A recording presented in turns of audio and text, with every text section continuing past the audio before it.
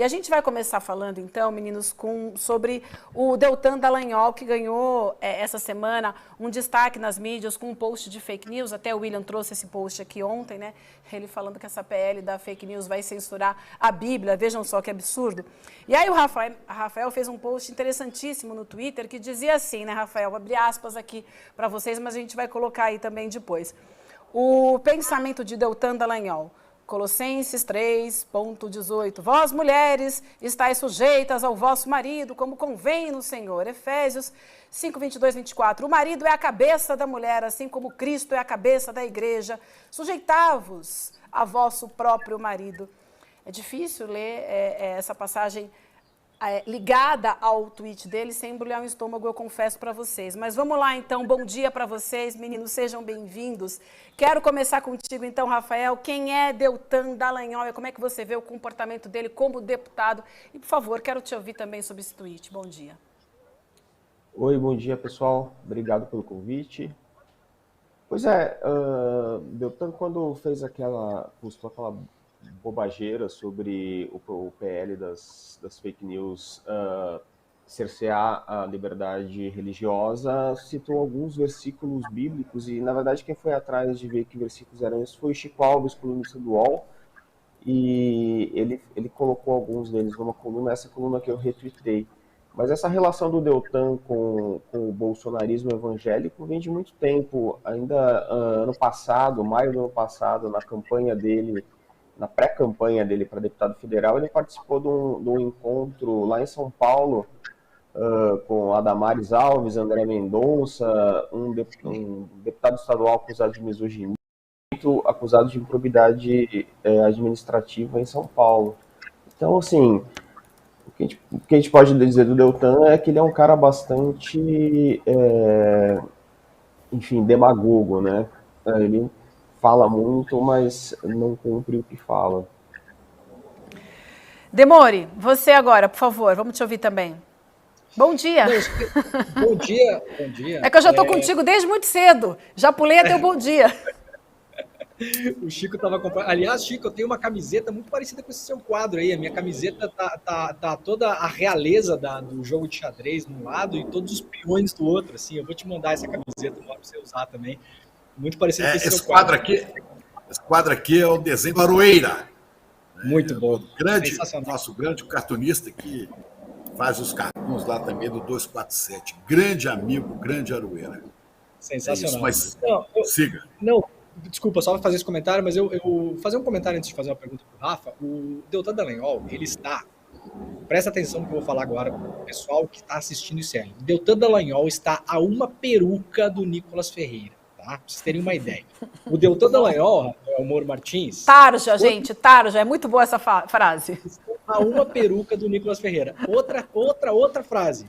Deltan Dallagnol, quando leu na Bíblia, né, que os homens justos devem estar à direita do pai, ele confundiu o pai com o Bolsonaro, porque Deltan está indo à direita do Bolsonaro. Tá? Então, eu vou deixar esses dois comentários, mas eu queria que o Rafa explicasse pra gente, Rafa. Durante a Vaza Jato, a gente deu uma reportagem mostrando que o Deltan Dallagnol ele instrumentalizava, inclusive, esses grupos religiosos dentro da própria Igreja Batista, e tinha um outro grupo que ele também recebia lá, que era o tal do grupo Moody, né? Então, na verdade, o Deltan instrumentaliza essas questões, esses grupos, por baixo dos panos há muito tempo, né, Rafa? Explica pra gente um pouco como é que é essa questão. Isso, o Deltan, ele frequenta há muitos anos uma igreja batista de Curitiba, chama Primeira Igreja Batista do Bacaxiri. Bacaxiri é um bairro de Curitiba, na zona norte da cidade, onde tem 3 quartéis, 2 do Exército, da Aeronáutica, e também onde morava Sérgio Moro. O Moro agora mora num bairro mais nobre de Curitiba, mora no bairro do Cabral, num apartamento de luxo. Com gente dessa igreja, com colegas dessa igreja, inclusive um pastor que foi candidato a deputado estadual, era a dobradinha eleitoral do Deltan, agora não me recordo o nome, estou buscando aqui na internet enquanto Demore falava. Esse pessoal tinha um instituto chamado Moody, e o Deltan usava esse pessoal para defender as pautas da Lava Jato, e inclusive o Deltan usou muito igrejas evangélicas e de contatos que ele tinha no mundo evangélico para fazer aquelas palestras e aquelas peregrinações que ele fez na época da coleta das assinaturas para as tais 10 medidas da corrupção, contra a corrupção, perdão, ato falho. É isso mesmo. É isso mesmo. As 10 medidas é da corrupção, é para essa turma se lambuzar na corrupção, a gente sabe disso, né? Só o mais engraçado... Falarei a direita do pai e o pai é Bolsonaro. É bom saber que quem pariu o Bolsonaro em última instância foi esse grupo, do qual faz parte Deltan, Moro, porque este pessoal é que pavimentou o caminho, né, com a falsa Operação Lava Jato para poder dar o poder para Bolsonaro. E depois cair em cima desse puleiro, né, como o Moro, logo no Ministério da Justiça, sonhando com a STF, e Deus nos livre, até sonhando com a presidência da República. Sujeito que não sabe nem português, o cara que não sabe nem falar a palavra cônjuge, olha aí. Não sei como passa no curso de Direito esse cidadão.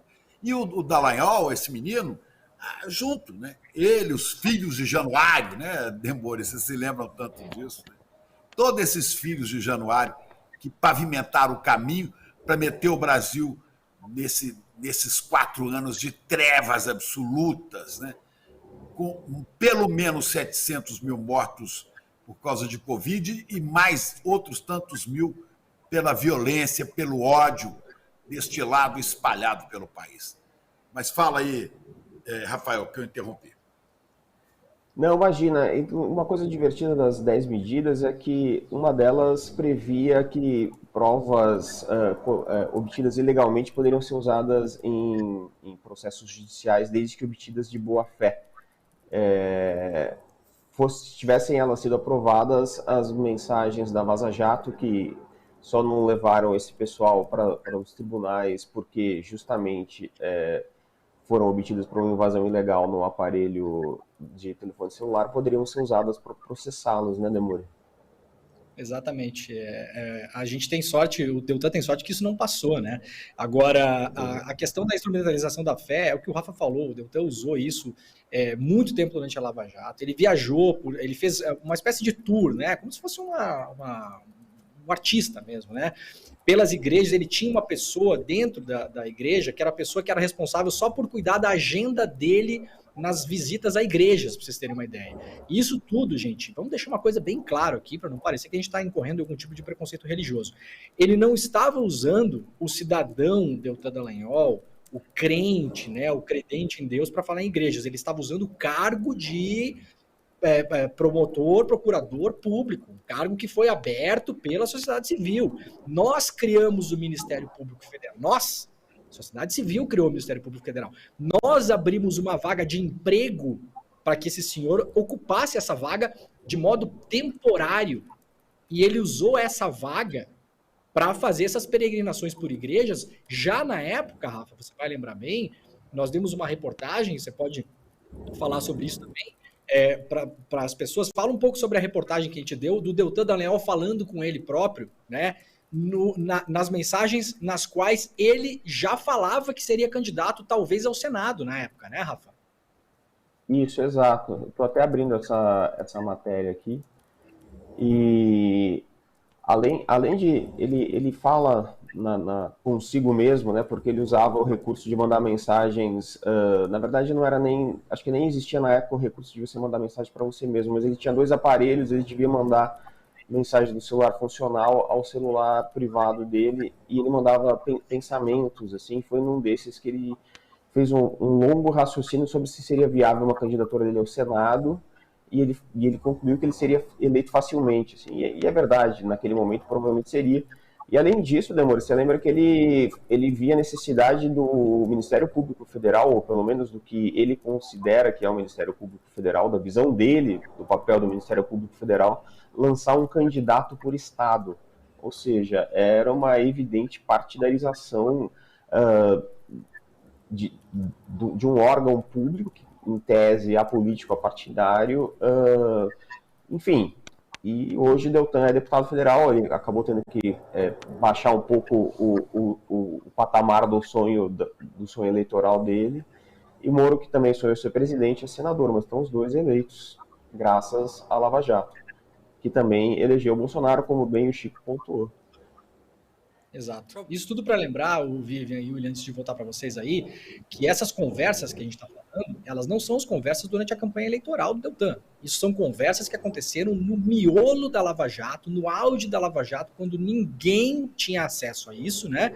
Algumas pessoas no Brasil, muitas, na verdade, já apontavam a parcialidade, mas ali a gente revelou de fato que o Deltan tinha um projeto eleitoral, ele queria ser candidato ao Senado, ele falava sobre isso durante a Lava Jato, usando a prerrogativa dele de procurador. Imaginem, gente, imagine o seguinte, tá? O Deltan fala para ele próprio ali, nessas conversas, que o MPF deveria ter um candidato por estado. Isso é o partido da Lava Jato, materializado, né? O MPF.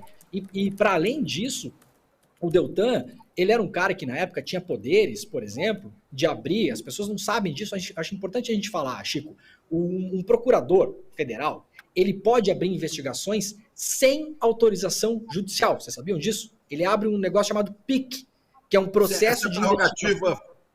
Essa prerrogativa foi dada a eles na Constituição de 88, isso, que é exatamente o Ministério Público poder agir com mais desenvoltura, com mais liberdade. Exatamente, mas aí o que acontece? Eles abusam, né, desse poder, porque eles abrem esses PICs, a gente descobriu até, né, Rafa, durante a apuração da Vaza Jato, que tinha centenas de processos de investigação abertos no bojo da Lava Jato que nunca foram usados. Então, eles podem abrir investigação interna dentro do Ministério Público Federal, por exemplo, eu vou fazer um exemplo aqui, não estou dizendo que o Deltan fez isso, para investigar eventuais adversários na corrida eleitoral. Entendeu? Vocês entendem onde é que pode chegar isso? E isso não é olhado pela corregedoria, isso não é autorizado pela justiça. É uma prerrogativa que os procuradores têm como prerrogativa do cargo. E a gente mostrou as centenas de PICs, de processos PIC, tá, gente? Não é PICs, tá? Talvez, né? A gente não confunda, né? Por enquanto. Não é PIX, tá, gente? É PIC, né? As centenas de PICs, né? Abertos lá, o Chico, como diz o Gaúcho, PICs, abertos pelo Deltan Dallagnol e pela turma da Lava Jato. Fala, Demore, deixa eu só lembrar um caso clássico, e agora não me lembro se isso era apenas um PIC ou se era uma investigação que eles queriam levar adiante, mas isso foi na época das eleições de 2018, que eles tem uma conversa deles falando sobre reativar uma investigação que acho que talvez fosse um desses, sobre o Jacques Wagner, que na época, se não me falha a memória, era candidato ao Senado pela Bahia, pelo PT da Bahia, e eles resolveram que era bom desgastá-lo. Eu estou aqui com uma aspa aberta do Deltan, de janeiro de 2018, só vou ler para vocês aqui, abre aspas. Tenho apenas 37 anos. A terceira tentação de Jesus no deserto foi um atalho para o reinado. Apesar de em 2022 ter renovação de só uma vaga de ser Álvaro Dias, se for para ser, será. Posso traçar plano focado em fazer mudanças e que pode acabar tendo como efeito manter essa porta aberta. Fecha aspas. Isso foi Deltan para ele mesmo sobre os planos políticos dele já em começo de 2018. Ou seja, esse pessoal atuava de olho na política. Deixa eu aproveitar. Atuava de olho na política e usando sempre as igrejas, o nome de Deus, a Bíblia. Ontem, o Eduardo Moreira, né, o Edu que não está conosco hoje aqui, mas o Edu teve o cuidado, depois, só ele, né, de ler a Bíblia da primeira até a última página. Como leu também o Alcorão, leu tudo. Ele falou, não, tem que conhecer mais isso, mas ler a Bíblia da primeira à última página é difícil. E ele falou, olha, tem ali para todo tipo de gosto. Se você quiser uma justificativa para matar, você vai encontrar na Bíblia alguma passagem do Velho Testamento, né, onde alguém, dentro de um determinado contexto, né, como palavra de Deus, você mata o seu adversário, o seu inimigo. Né? Seu filho. Sempre vai haver... Como é que é? Diga. Entregue seu filho primogênito. Entregue seu filho primogênito, né? E tá lá a história, né? Isso. Bom, eu quero lembrar por isso que a Bíblia... Deixa eu... Oi, Fala É aí. por isso que a Bíblia Aspas para Leonel Brizola. não deve ser lida literalmente, né? É um livro de fábulas, né? De parábolas. Eu diria mais, eu sou uma pessoa que crê, entendeu? Eu acho que é o seguinte, a Bíblia ela tem que ser lida com o coração. E para o cristão, o que importa é a ética do Evangelho. A primeira e a única coisa que importa para o cristão é o seguinte: amar ao próximo como a ti mesmo. Isso é fundamental. É no Gente, outro, é na alteridade, é na relação do outro que você tem condição de perceber o que seria Deus, o que é Deus, né?